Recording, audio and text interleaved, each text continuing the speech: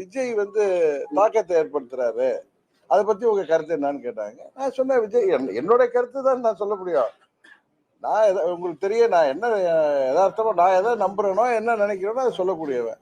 அந்த இதுல அவரு விஜயகாந்த் எப்படி 2006ல ஒரு தாக்கத்தை தமிழ்நாட்டில் உருவாக்குனாரோ அதே போல விஜய் அவர்கள் திரையுலகத்துல இருந்திருக்காரு, அவரும் ஒரு தாக்கத்தை உருவாக்குவார்னு நினைக்கிறேன். அது எல்லா கட்சிகளையும் பாதிக்கும்.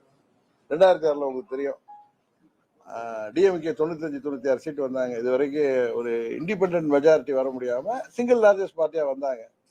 அப்ப அவங்க ஒரு மைனாரிட்டி கவர்மெண்ட் ஆரம்பிச்சாங்க.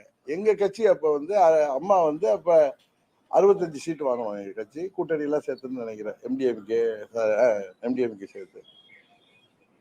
அப்ப வந்து தினமலர் பத்திரிகைன்னு நினைக்கிறேன், இல்ல ஏதோ பத்திரிகையில 70 தொகுதிகள்ல ஏடிபிகே அவருடைய வெற்றியை பாதிச்சிருக்காரு, டிஎம்கே தொகுதியை 50 தொகுதிகளில் பாதிச்சதா தகவல் பார்த்தா செக் பண்ணி பார்த்தா அது உண்மை. 2006ல நான் இங்க எம்பியா இருந்த நேரத்துல அதே மாதிரி விஜயால பாதிப்பு ஏற்படும் அப்படின்னு சொன்னேன். உடனே விஜயோட கூட்டணிக்கு இதுக்கு அதுக்கு நீங்க கேட்கிற கேள்விக்கு நான் பதில் சொன்னா அது கூட்டணியான்னு கேக்குறீங்க.